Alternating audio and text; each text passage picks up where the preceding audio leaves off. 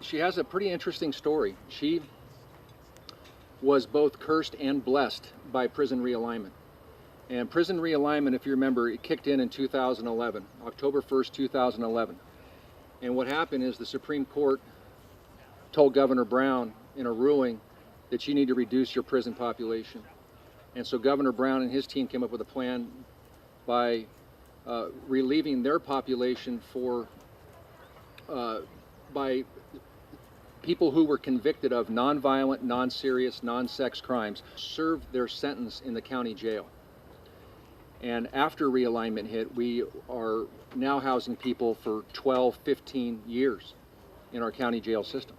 Kat Dubinsky, who's going to come up and talk to you, she right now is our longest time served inmate that we have. What we are trying to do is shape our local justice system and determine, what do we want our system to look like? Do we want it to be punitive so that people who do something wrong get convicted and do a whole bunch of time? Or do we want it a harm reduction model where there's other things we're looking at? There's community restoration, there's restitution, there's other ways of paying back your debt to society once you've been convicted of a crime. And so those are things that we're constantly wrestling with in corrections. Ms. Dubinsky will have done 4 years when she gets released from our custody. And she's not the same person today that she was 4 years ago. And in a lot of aspects, she may argue this, but there's parts of her 4 years of confinement that have done her a lot of good. She's given those people some hope that here she is, the longest standing inmate in county jail, and she's about to get released, and she's going to come out of it okay, and she's actually developed some work skill. By her being successful in what she's done and taking advantage of what she's done, she's actually given a lot of other people in our county jail system some hope. Thank you all for coming here tonight. My name is Katrina Dubinsky, but everyone calls me Kat, or Miss Kat, where I live now. I'm a very fortunate volunteer at the Homeless Garden, and I'm grateful that Derry asked me to speak to you tonight. I'm especially pleased to speak on something that involves promise, hope, solutions, and humanity. The volunteering I'm doing now is not about the volunteer work. It's about giving back, and getting back to my life. I'm relearning how to be responsible, take action, take direction, and set goals. I now see the value in all my relationships, and every day is a gift to me. While I'm a volunteer, I feel like a trainee. Chris, Derry, Lindsay, and Mike, you all did that for me. You built me up to feel like an integral part of your team, and you gave me a sense of belonging, as did my trainee co-workers. I say thank you for accepting me as part of your team. When I first arrived to volunteer, and for many months after, everyone here thought I was a trainee, until they asked about my story. And I told them. Almost 8 years ago, I made choices that changed lives, including the lives of my family and my own, in a very bad way. When called to answer for those choices, I found myself standing on the threshold of a prison sentence. No one but my Creator and myself knew how dark this time became and where my thoughts led me. My story wasn't supposed to end that way, though. Social justice in AB 109 said I would serve my prison sentence in the Santa Cruz County Jail. By participating in recovery and behavior modification program, all of them offered through the jail, one in particular known as GEMA, I was chosen for a pilot project which included volunteer work here at the Homeless Garden. For change to happen, someone had to take the initial leap of faith, and someone did just that. I'm sure there were many people involved in the startup of this program that I'm involved in, and I never even knew about them, but I did know about 2 at our jail who were instrumental in moving the idea of helping those with long-term sentences reintegrate, get some skills to reintegrate back into society after their sentence is finished. These 2 were Lieutenant Plagueman and Supervising Correctional Officer Diana Holland. Together with Derry, Stacy from Gemma, we set up this program, and I would be their first participant. I was paving the way for others to follow. The Homeless Garden Project staff, trainees, and other volunteers probably didn't even know it. While we were working together, they were giving me something they already had. They were helping me to regain many key skills I had lost sight of so long ago. Confidence, self-esteem, hope, some integrity, purpose, and finding forgiveness for myself. The garden has magic of its own. We all know that, right? But the people, they're the ones that make it happen. That magic. That's where the inspiration, solidarity, and beauty really comes from. Teamwork happens here all the time. If we have a job that needs to be done, Chris, Mike, or Lindsay give the direction, and before you know it, a whole bed is planted out. Together, we do get that job done. The first place I worked at the garden was in the greenhouse with Andrew. Are you still here?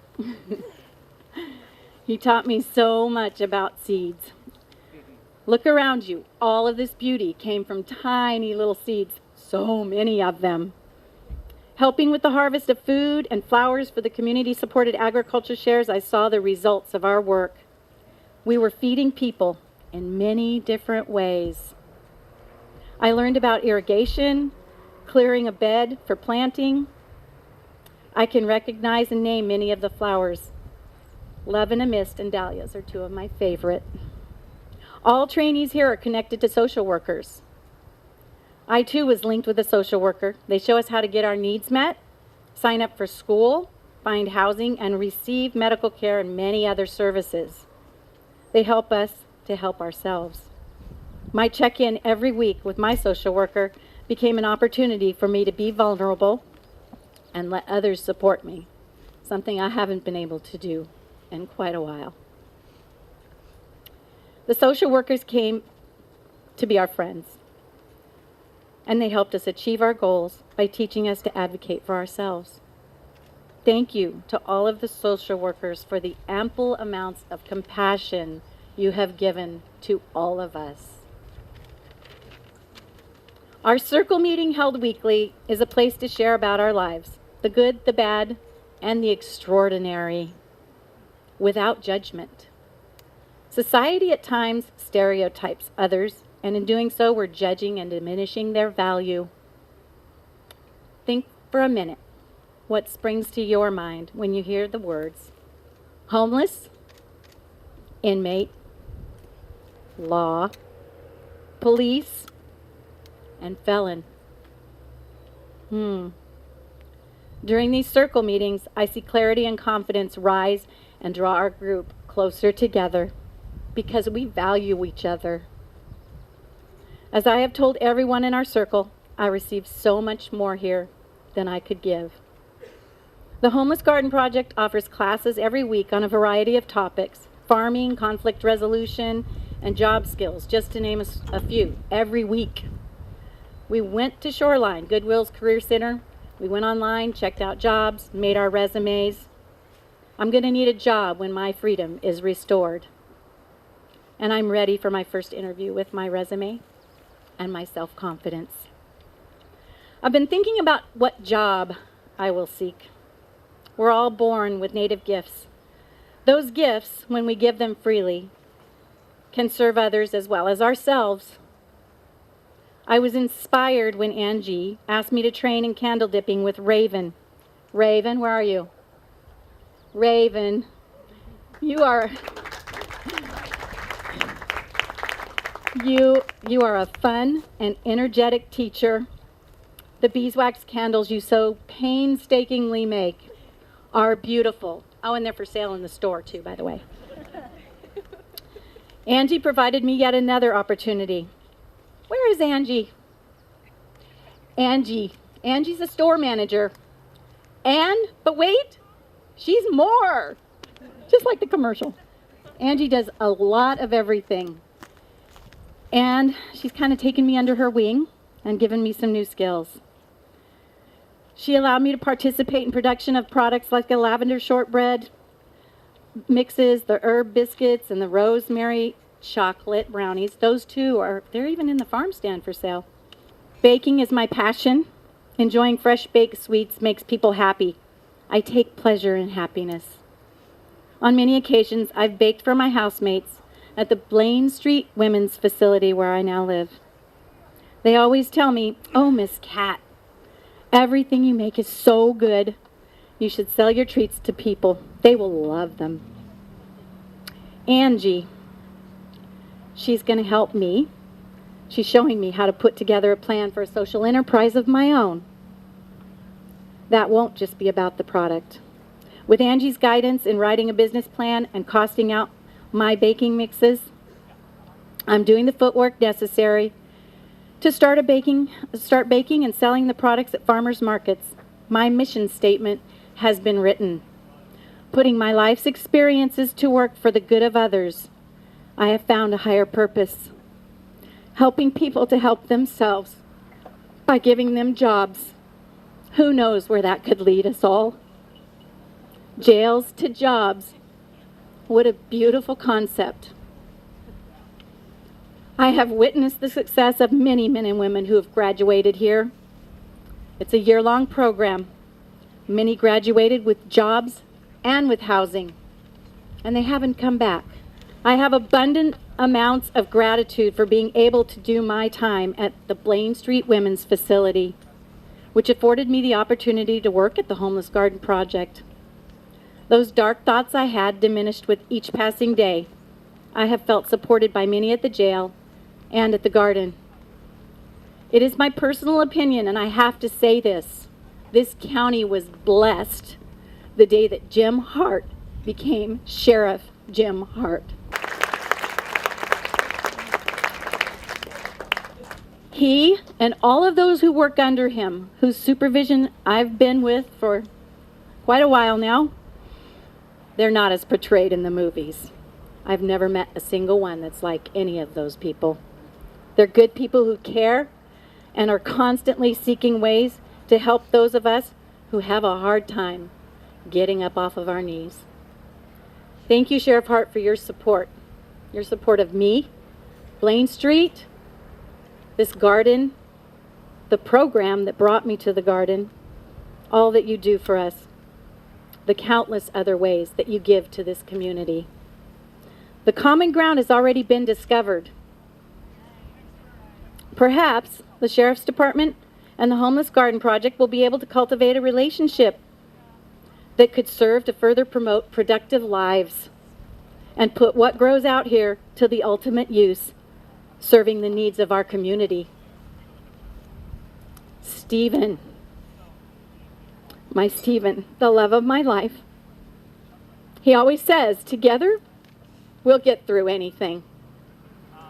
Stephen, you have been unwavering in your support of me all these years, waiting patiently. Keep looking to the future. Soon, you will see us both there with our 4 beautiful grandchildren and our family. I love you. Gratefulness and gratitude are abundant in my heart. I have gained wisdom beyond my years, and I will use that wisdom and all that I've gained at the Homeless Garden Project to do good works in the world.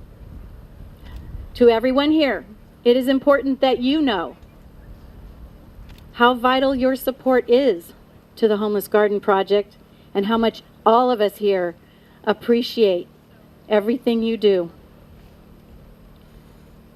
The very fact that you're here tonight speaks volumes for this community. I leave you with this. It's an African proverb.